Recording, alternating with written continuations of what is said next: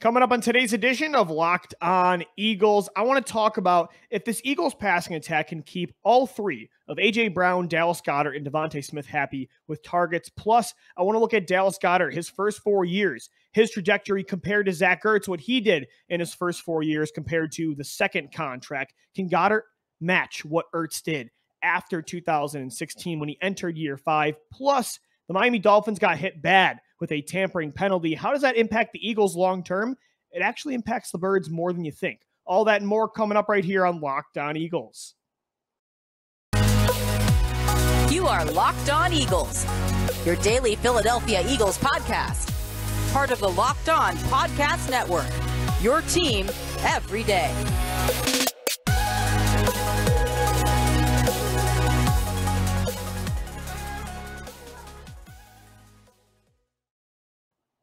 We thank you so much for making Locked On Eagles your first listen each and every day. Welcome in, Eagles fans, to a Wednesday edition of the show, episode 3 this week of 5. Download it into your phone wherever you get the show, free and available on all podcast platforms, on YouTube as well, and on Twitter at Locked On Birds and at DiBiase, LOE.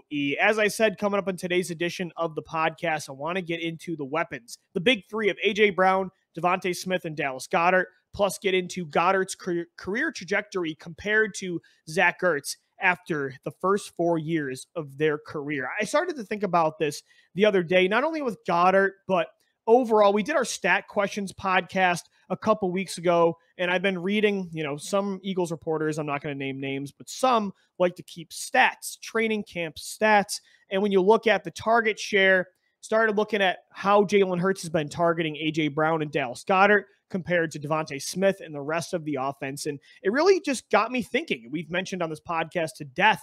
I mean, how many times have we mentioned the question, are the Eagles going to try to become, again, a passing attack this year? Are they going to try to be what they were the first half of the season and be a pass-heavy unit as opposed to what they were the second half of the season, which was the team that ran the football more than any? We know Jalen Hurts and the offense couldn't keep up with that first half of the season philosophy, and they had to switch, but the Eagles traded a first-round pick and a third for A.J. Brown and gave him $100 million.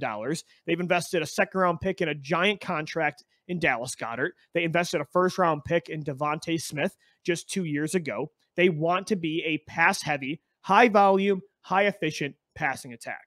And so the question is, are they going to become that offense this year? Is Jalen Hurts and this entire offense, because it's not just on Hurts, it's on the offensive line, the receivers, the tight ends, the running backs, the head coach, the play caller. It's a complete team effort. Are they going to be able to become what they want to become? And the question, it's not only important because, as we've said on the show, your franchise quarterback has to be able to carry you throwing the football. You have to be a pass-heavy team in the modern day NFL to be a consistent, long-term, sustainable winner. Be a consistent Super Bowl contender. You got to be a pass-heavy team. You got to do what Doug Peterson said. You got to pass to get the lead, and then you got to run to keep it. But the other reason that it's so important for this Eagles team especially to become that pass-first heavy attack is because you got to keep these weapons that you invested so many resources in healthy and happy. I should say happy, but mentally healthy as well. You have to get the football into the hands of A.J. Brown, Dallas Goedert, and Devontae Smith. I mean, it's a pretty obvious strategy anyway, considering they're your three best playmakers regardless of position. Yeah, Miles Sanders, he's in a career year. He looks motivated, and you want to get him the football, and you want to run these guys behind an elite top-tier offensive line. You want Jalen Hurts to run the football as well, but it's just obvious that A.J. Brown, Dallas Goedert, and Devontae Smith, I think, are all elite players at some of the most important positions in football. You want to get the football in their hand, and you want to keep these guys happy. They all need to get enough targets to feel like they are involved. None of these guys are divas. I'm not saying there's going to be like locker room issues with Jalen Hurts and Devontae Smith if Hurts is targeting A.J. Brown too much, like when Alshon Jeffrey was talking, trash about Carson Wentz in 2018 when he was throwing to Zach Ertz too much. These guys are all very mature. They're a team first, win first kind of group. You saw that with Devontae Smith, Dallas Goedert. The entire passing attack last year really bought in to what the Eagles were doing the second half of the year. These guys are all very mature for being young weapons at positions that sometimes there's divas that need to get the football if they're going to stay healthy. But regardless of that fact, all receivers and tight ends want to feel included. They want to get the football, and you have to get these guys involved. Especially for me, DeVonta Smith needs to get the football a lot this year. It's hard enough for DeVonta, and I saw that one stat for training camp that, A.J. Brown and Dallas Goedert both have over 13 receptions and more targets significantly compared to DeVonta Smith, who I think has 6, in training camp. And again, I don't really know how much stock you put into training camp stats. I don't know how much of that is real. Is it all 11 on 11s, 7 on 7s? Is there 1-on-1s included as well? I don't know the blueprint for some of these reporters that do these stats, but it did get me thinking, though, that DeVonta Smith, especially of these 3, it might be the hardest for him to get the football because A.J. Brown and Dallas Goedert, they're target monsters. They're so reliable. They're physical players that, can go over the middle. And, Jalen Hurts' history with A.J. Brown, they're best friends. How reliable he finds Dallas Goedert. I'm not saying DeVonta Smith isn't going to get his because he can eat over the middle and everywhere as well. And he's got great chemistry with Jalen Hurts. But Smith, especially just because of A.J. Brown's presence now and, Dallas Goedert, if he stays healthy and the way he eats up targets in the red zone, I feel like Smith's the one I want to make sure gets an equal amount of touches as those players because, number one, he is just as good as those guys. DeVonta Smith, I actually said, is going to have more yards than A.J. Brown this year. I think he is going to be one of the best receivers in football in year 2, and he could be just as good, if not better, than A.J. Brown. So I want him to get the football more. I mean, last year we were begging for it. He had 64 receptions and over 900 yards, broke the rookie receiving record in franchise history, but I felt like there were more ways they could use him, get him more involved in the screen game. Jalen Hurts did not utilize the middle of the field, so Smith really didn't get the ball a lot over the middle. Pre-snap motion, if you can get him on free releases, Smith, he is such an elite release already, and he can beat man coverage as the X receiver and press man, but, making it even easier for him, manufactured touches, that's going to be very important. And because this is the one guy that doesn't have his bag yet. A.J. Brown got his money. Dallas Goedert got his money. I'm trying to keep this guy happy because I want to pay DeVonta Smith in a couple of years. Now, maybe that's getting too ahead of myself because you still have technically 4 years, including the 5th-year option of team-controlled rookie contract for DeVonta. But we know the money that receivers are getting now, it's, 3 years in, they're calling to get paid. So in 2 seasons, DeVonta Smith is going to want to get his next contract. And I want to make sure he's happy getting the football enough in Philadelphia and doesn't feel like, Stephon Diggs did in Minnesota when it was like Philadelphia, a run-heavy team behind Dalvin Cook with an average quarterback in Kirk Cousins, and they had another target monster in Adam Thielen. So I want to make sure the Eagles don't have to go down that path. It's not going to happen. 2 years down the road, this team is not going to accept being a Baltimore Ravens-like offense, but I just want to make sure that this year especially, DeVonta Smith is as included as A.J. Brown and Dallas Goedert, that all 3 of these guys are getting the football more than Miles Sanders, more than Jalen Hurts is running the ball, Boston Scott, Kenny Gainwell. These are your 3 best players when it comes to the skill positions, and they need to get theirs this year. I mean, because I just imagine in a couple years, not paying DeVonta Smith, it wouldn't make any sense to me.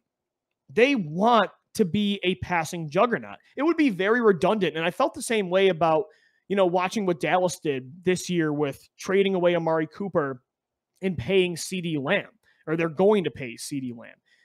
It just felt very redundant to me, like it would if the Eagles, let's say, didn't end up paying DeVonta Smith.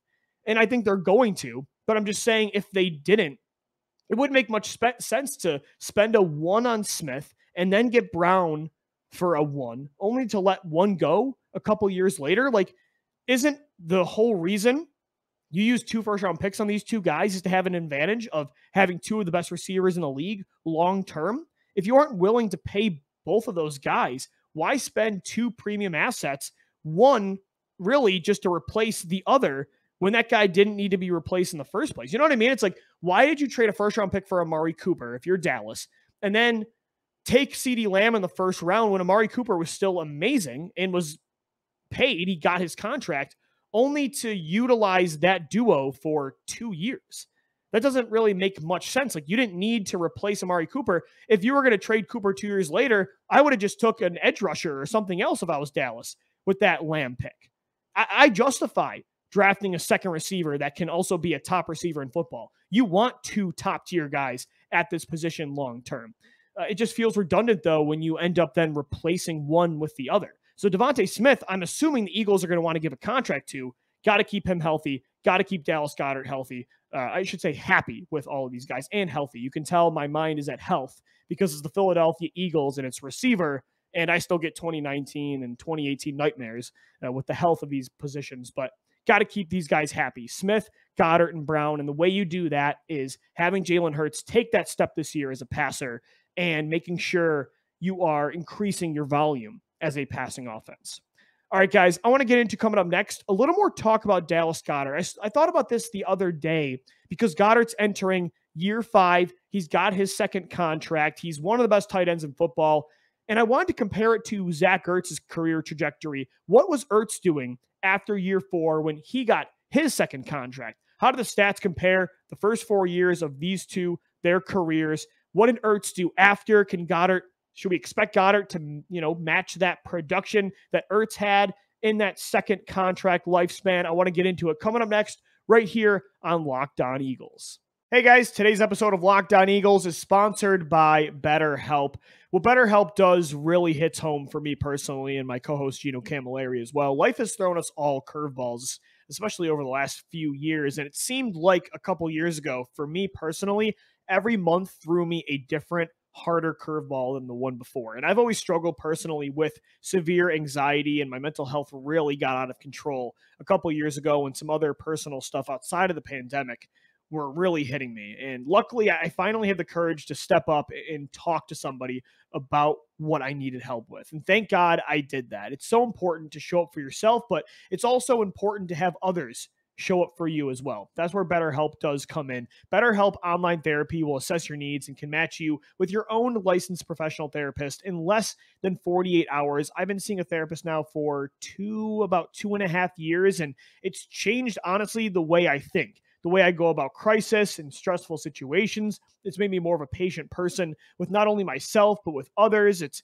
helped me know my emotions are just passing through and they're not who I am. They don't take over and control me. I'll never recommend something to you more on this podcast than BetterHelp. It's not a crisis line. It's not self-help. It's professional therapy done securely online, available to people worldwide. You can log into your account anytime and send a message to your therapist. You can schedule weekly video or phone sessions, so you don't have to be on camera if you don't want. I know that's tougher for some people, especially starting therapy that have never done it before. Getting therapy every week is as easy as a few clicks on your laptop or on your phone. With therapy, it can take a few tries to find the right therapist for you. I took 3 tries to find the right one. BetterHelp makes it easy and free to change therapists if you do need it. It's more affordable than traditional offline therapy, and financial aid is available. It's a great way to invest in yourself. Visit the website and make sure you read the testimonials that are posted daily. In fact, so many people have been using BetterHelp that they're recruiting additional therapists in all 50 states. And they have a special offer for my Locked On Eagles listeners. Get 10% off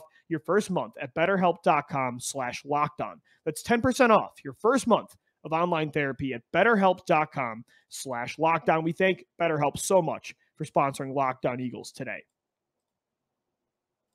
Welcome back into this Wednesday edition of the podcast. I'm Louis DiBiase, host today of LOE, getting into some talk about the weapons. We talked about making sure that Devontae Smith, A.J. Brown, and Dallas Goedert are happy this year with their target share. And I wanted to get into now more about Dallas Goedert because, as I said at the end of segment 1, I've been thinking more about the trajectory of Goedert, his lifespan in year 2, or of this, I should say, year 2 of being a featured tight end with Philadelphia, the second contract now that Zach Ertz has been traded to Arizona. And I wanted to compare what he was going to do compared to what Zach Ertz did in that second contract lifespan, also comparing Goedert's stats in his first 4 years to what Zach Ertz did. I think it's an interesting comparison. And when I actually looked at the numbers, it's pretty close what Goedert and Ertz did through 4 seasons. So in their first 4 seasons, Zach Ertz had 364 targets, 247 receptions, 2,840 yards, 13 touchdowns, and an 11.7 yards per catch. Dallas Goedert, in his first 4 years, he had 272 targets, 193 receptions, so less receptions, less targets, 2,295 yards, 16 touchdowns, and an 11.9 yards per catch. So Ertz overall, in his first 4 years from 2013 to 2016, those 4 seasons, Ertz had better numbers. He had 54 more receptions and he had 545 more yards. Goedert, however, did have 3 more touchdowns and he had a higher yards per catch. And you got to look at the numbers don't tell the whole story because you got to look at it too with Zach Ertz. By the time Ertz got into the league and really year 2, year 3 became a premier weapon at the tight end position, Brent Selleck, the Eagles' other tight end at the time, was already really more of a blocking tight end when Ertz was taking over or close to completely taking over the position. Dallas Goedert, however, his first 4 years or 3.5, he had to be behind an elite tight end that was at the height of his powers in Zach Ertz. I mean, look at when Dallas Goedert came into the league in 2018, Zach Ertz had the most receptions for a tight end in NFL history. I mean, in 2018, Zach Ertz had over 100 receptions. So he comes in when Ertz is a star, a top 3 tight end in football. He was just as good to me in 2019. And 2020, we know, was a disaster, but Ertz was still a damn good player. Last year, he was a damn good player before he went to Arizona and finished the season with over 700 yards. And Ertz got a contract with the Cardinals. So Goddard's numbers are worse off, a lot in part because he was behind Zach Ertz, whereas Zach Ertz was only behind Brent Selleck. Not to mention all of the other weapons the Eagles did not have when Zach Ertz was in his prime. He was the go-to guy for Sam Bradford, for Nick Foles at times, for Carson Wentz. Mark Sanchez, even Michael Vick to a degree, played with a lot of quarterbacks that didn't really have top-tier weapons. I mean, look at what Carson Wentz threw to in 2016, Sam Bradford in 2015, 2019, 2020. Zach Ertz really carried the load as the top target for the Eagles. So his numbers are inflated that way as well. Not to discredit Ertz. He, again, is elite at his position and was back then as well. But that's why I think the numbers look a little bit better in favor of, Zach Ertz compared to Goedert. Can we expect Goedert to match what Ertz did after that first contract, now that Goedert doesn't have to sit behind Zach Ertz, now that he doesn't have to be extremely efficient as a tight end 2 to get close to Ertz's numbers? So what Ertz did after that first contract, those first 4 years, so the next 3 years on his new deal, he had 278 receptions for 3,003 yards and 22 touchdowns. Can we expect that from Goedert? Again, it's going to be tougher because there's a lot more weapons to go around this passing attack with the Eagles, with A.J. Brown and Devontae Smith in-house, Quez Watkins, Miles Sanders, Jalen Hurts running the football. This is a run-heavy attack still right now behind that offensive line. Not to mention, again, the lack of weapons the Eagles had with Ertz and the historic 2018 season that really hiked up those numbers. They definitely inflated them to a degree. I don't expect Goedert to have the same numbers, but I do expect him to be just as good as Zach Ertz was after that first contract. I already think he is that good. I already saw it in the second half of last year. I just think he does it in a different way. He does it more with run after the catch ability, with deep yardage. I think his efficiency is going to be higher. He's not going to need as many targets to get close to normally what Ertz did year in and year out. He's going to have more yards per reception. I think he's going to have more touchdowns. I think he's just a better yak player. So I think the numbers are going to look a little bit less, but that efficiency, because of those other abilities, are going to keep it close. I think you should expect, for the most part, not 100 receptions like Ertz in 2018, and consistently he was over 70, for most of his time in Philly. I think with Goedert, you should expect more. His receptions are in the 60s. So last year he had 56. If he stays healthy and the Eagles throw the football more, he'll have more than 4 receptions next year, more than he had in 2021. So expect 60 plus receptions. And I would say, on a year in and year in average, 800 to 900 yards, closer to 900 again, I think, with that deep and run after the catch ability. So I think the numbers aren't going to look as good. They're going to be close. Goddard's going to have the advantage in certain areas, like I said, yards per reception and touchdowns. I do think no matter what the numbers do show, though, Goddard is going to be just as good in his second contract as Zach Ertz was in his. And I think, honestly, Goddard is already there. He just needed the opportunity to be heavily featured. And when Zach Ertz was in Philadelphia, that was never going to be the case. So it's really exciting to see that trajectory. The Eagles went from one elite tight end to another. That's a benefit that many teams don't have. There are some teams in NFL history that have never had a good tight end. I mean, look at the Buffalo Bills, the Detroit Lions, the Arizona Cardinals. Zach Ertz is already maybe the best tight end in Cardinals history. Some tight end histories in the NFL are brutal. The Eagles got to go from Brent Selleck to Zach Ertz to Dallas Goedert. Such an advantage when you can have a guy like that at this position that can also block like Dallas Goedert does. That's the other advantage Goedert has already had the last 4 years that Ertz did it his first 4 years. Way better blocker Dallas Goedert is over Zach Ertz. Guys, coming up next right here on Locked On Eagles, I want to get into the scandal of the Miami Dolphins. Stephen Ross, their owner, tried for years to get Tom Brady and Sean Payton to be the faces of the Miami Dolphins franchise, tampering from 2019 to 2022. This actually does impact the Eagles in a couple ways. I'll get into that coming up next right here on Locked On Eagles. Today's episode of Locked On Eagles is brought to you by the official sportsbook of the Locked On Podcast Network. It's BetOnline. Man, I cannot wait to start betting on the NFL this year in the Philadelphia Eagles. Future bets, Jalen Hurts, dark horse for MVP.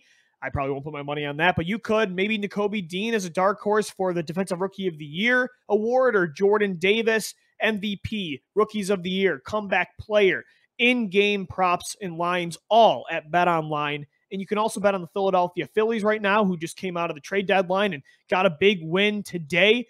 And the Phillies are in the playoff race. They are in a spot right now. Bet on the MLB, the NFL, NBA, NHL, combat sports, esports, and even golf at betonline.net. They're the fastest and easiest way to check in on all your betting needs. Find all your favorite sports and events at the #1 online source for odds, lines, and games. Head to BetOnline today or use your mobile device to learn more about the action happening today. They're the top online resource for all your wagering information, from live and game betting, scores, and podcasts. They've got you covered because BetOnline is where the game starts. All right, Eagles fans, welcome back into this Wednesday edition of Locked On Eagles. Wrapping up the show, getting into some tampering talk. So as we have all heard now, the Miami Dolphins, their owner, Stephen Ross, was caught tampering for the last 3 years. And apparently Roger Goodell said he's never seen tampering like this ever in the NFL. He's been trying to get Tom Brady and Sean Payton to be his quarterback and head coach for the last 3 years, going all the way back to 2019 when Tom Brady was still under contract with the New England Patriots. By the way, this all started because of the Brian Flores lawsuit, and that started because of the accidental text from Bill Belichick to Flores congratulating him, thinking he was texting Brian Daboll, get out of here. Belichick was seeking revenge because he knew Brady and the Dolphins were conspiring all the way back in 2019. But I digress. The Dolphins lose a 2023 first-round pick. They did have 2. They only have 1 now. They also lose a 2024 third-round pick. They contacted Brady last year, too. I think Brady was trying to get to Miami this year when he did retire.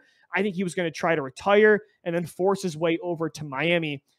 Ross also contacted Sean Payton for years when he was under contract as the Saints head coach. So the Dolphins get hit hard with this tampering. And it actually does impact the Eagles because the Dolphins were one of many teams next year that did in fact have 2 first-round draft picks. And like the Eagles, like the Seahawks who have 2 first-round picks, like the Giants, who I also believe have 2 first-round picks, they all have quarterbacks that are young, that have showed some promise, that are going to get 2022 to prove that they're the franchise quarterback. But if they're not the guy, these franchises have 2 first-round picks to use in what is seen as a very talented quarterback class. So this impacts the Eagles. I know I'm, again, getting ahead of myself. That's just what I do. Forgive me. But it impacts the Eagles because if the Eagles are in the quarterback market next year, if Jalen Hurts doesn't take a big step this year and prove he's the franchise quarterback, The Dolphins were one of the teams with Tua Tagovailoa as a quarterback they are not sold on. And with the weapons they have, if he can't maximize Tyreek Hill and Jalen Waddle and Mike Gesicki and Chase Edmonds and Mike McDaniels' offense coming from San Francisco, they're going to replace him. They had 2 first-round picks. They had as much ammo as Philadelphia. They were a threat in that market. So again, there's an asterisk on if the Eagles are in the quarterback market, but if they are next year, this does take away, or at least damage, it weakens one of the opponents they were going to have to deal with if they were competing to move up that board and go get, Chase Young, or I should say Bryce Young, CJ Stroud, Will Levis, Anthony Richardson, whoever the top quarterbacks are next year in the class. This actually does affect Philadelphia because Miami is now weaker when it comes to potentially moving up. These are all teams that are going to be, I think, okay or good, not great. And they're probably going to be picking in the middle of the first round. So they're all going to need that ammunition to move up if it is, in fact, possible to go get one of those prospects. So one of those opponents definitely got weaker. So that does help the Eagles long-term just with their optionality at the quarterback position. And also it made me think, too, about, going back to the Eagles, their tanking game in 2020 against Washington, week 17, where, Joe Judge and the entire NFL was flipping out that Doug Peterson pulled Jalen Hurts when the game was still a 1-score game in favor of Nate Sudfeld, and everybody said that the Eagles were tanking that game. Well, the Dolphins, the one thing they weren't seen as guilty of was Ross offering Brian Flores $100,000 every loss because he was trying to tank for Joe Burrow. I definitely think he was doing that. And Flores believes it too. He posted a statement after this penalty was given out. It seems odd that everything was true about Ross except for the tanking. No, he definitely tried to tank. But anyway, it's funny because everybody flipped out at Philadelphia for their tanking in 2020. And then Miami, their owner was literally trying to give their head coach money to lose football games. They were financially incentivizing tanking. This makes me love Doug Peterson even more. He was doing it just for the love of the game.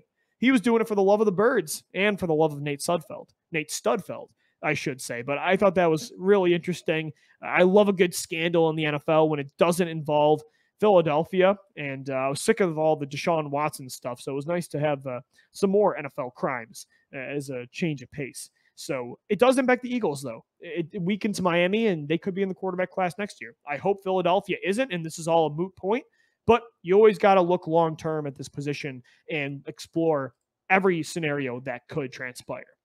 All right, Eagles fans, that's going to do it for today's edition of Locked On Eagles. Thank you so much for tuning in to today's edition of the show. Make sure you subscribe to the podcast on all platforms, wherever you get the podcast, free and available Monday through Friday on YouTube as well. And we're always talking birds on Twitter. Hit us up at Locked On Birds and at DiBiase, LOE. We thank you for making Locked On Eagles your first listen each and every day. Make sure your second listen is the Locked On NFL podcast. All the news across the league in under 30 minutes. As always, thank you for downloading Locked On Eagles. Thank you for watching and listening, and let's go Birds.